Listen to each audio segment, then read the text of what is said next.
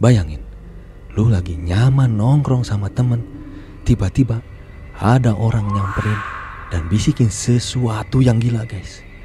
Bro, dunia bakal kiamat. Kalau mau selamat, ikut gua. Kita bakal transit ke bintang Sirius bareng para master kosmik. Kedengarannya receh kan guys, kayak di film-film sci-fi gitu. Tapi apa jadinya kalau ini kisah nyata? Ini adalah cerita tentang Ordo Kuil Matahari atau Order of the Solar Temple. Sebuah sekte elit di Swiss tahun 90-an yang percaya mereka adalah kesatria tempuran dari luar angkasa.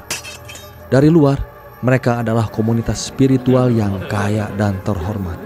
Tapi di balik itu, mereka sedang merencanakan sesuatu yang jauh lebih mengerikan dari kiamat itu sendiri guys. Endingnya, puluhan jenazah menghangus terbakar di 3 negara yang berbeda. Ada yang ditembak, ada yang diracun, bahkan seorang bayi tega dibunuh karena dianggap sang antikristus. Ngeri guys. Malam ini kita akan bedah salah satu kisah sekte paling gila dan membingungkan dalam sejarah modern guys. Semua bermula dari 2 orang guys. Namanya Luc Jouret, seorang dokter homeopati asal Belgia yang karismatik, dan Joseph Di Mambro, sang mastermind di balik operasi finansial dan spiritual mereka. Analoginya begini guys, Luc Jouret itu kayak salesman jenius yang jual produk gak bener tapi dibungkus dengan kata-kata indah. Dia gak cuma jual ide, tapi juga jual harapan. Sementara Joseph Di Mambro adalah sutradara film horor yang ahli bikin pemandangan ajaib yang bikin orang percaya, padahal cuma rekayasa. Mereka ngaku sebagai kelanjutan dari kesatria Kenisa. Dan Luc Jouret bahkan ngaku sebagai Kristus reinkarnasi. Mereka percaya dunia bakal kiamat di pertengahan 90-an. Dan mereka punya jalan keluar guys. Terus apa jalan keluarnya? Yaitu transit ke planet lain, khususnya ke bintang Sirius. Mereka ngira bumi ini kayak bus yang lagi mau rusak total dan mereka harus turun sebelum bus itu hancur, lalu pindah ke pesawat antariksa yang bakal bawa mereka ke planet baru guys. Untuk menjaring anggota, mereka buat sistem yang bertingkat, mulai dari klub yang terbuka yang ngajarin gaya hidup sehat, lalu ke level yang lebih eksklusif dan rahasia. Ini kayak proses memasak air. Panasnya ditambah pelan-pelan sampai katak gak sadar dia lagi dimasak. Anggota gak sadar mereka sedang dimanipulasi. Tapi rencana gila ini mulai goyah guys. Dan saat itulah tragedi paling mengerikan dimulai. Tragedi dimulai tanggal 30 September 94. Ketika sebuah keluarga dihabisi di Quebec, Kanada. Keluarga Dutoit Antonio, istrinya Nikki, dan bayi mereka yang baru 3 bulan bernama Christopher Emmanuel. Bayi mereka dibunuh dengan cara yang mengerikan guys. Mereka menikam bayi itu 6 kali dengan pisau dan tongkat kayu di jantungnya guys. Ngeri. Kenapa?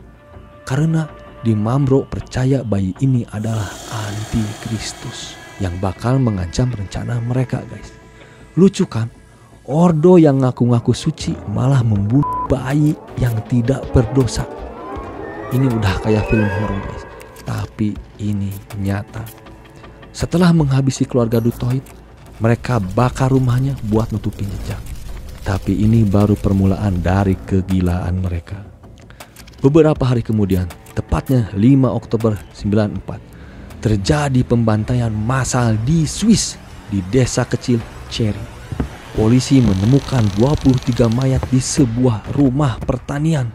Semua mayat mengenakan jubah upacara dan sebagian besar tertembak di kepala guys.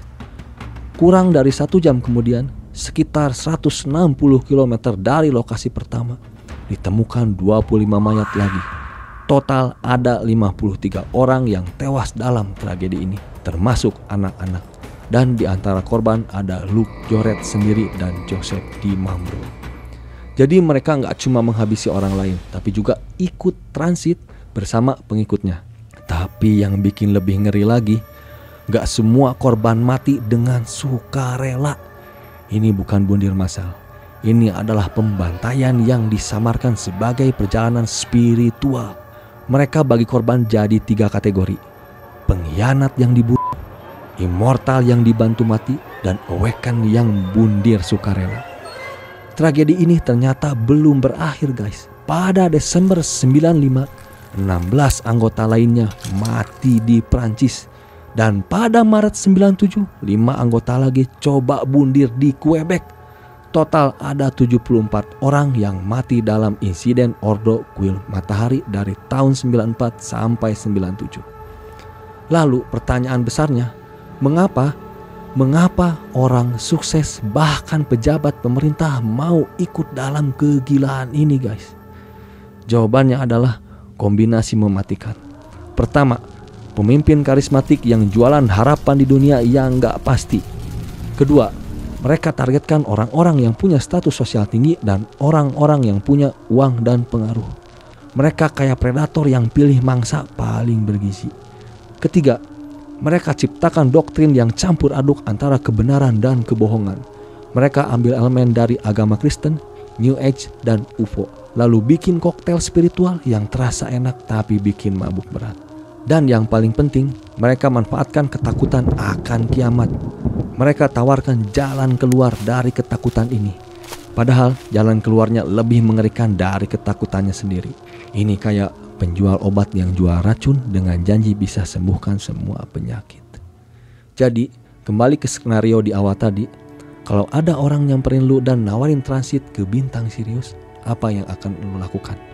Kisah Ordo Kuil Matahari adalah pengingat paling mengerikan bahwa kebenaran terkadang lebih aneh dari fiksi, dan bahwa harapan bisa menjadi senjata paling mematikan jika jatuh ke tangan yang salah. Pelajaran terbesarnya adalah waspadalah terhadap pemimpin karismatik yang klaim dirinya sebagai pemilih spiritual. Pertanyakan semua ajaran yang minta kamu putus hubungan dengan keluarga atau teman. Dan yang terpenting, percayalah pada instingmu.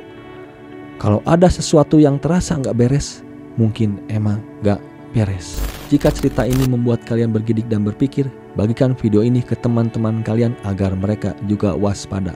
Dan jangan lupa tekan tombol subscribe karena masih banyak kisah-kisah gila lainnya yang akan kita bedah bersama. Thank you, goodbye.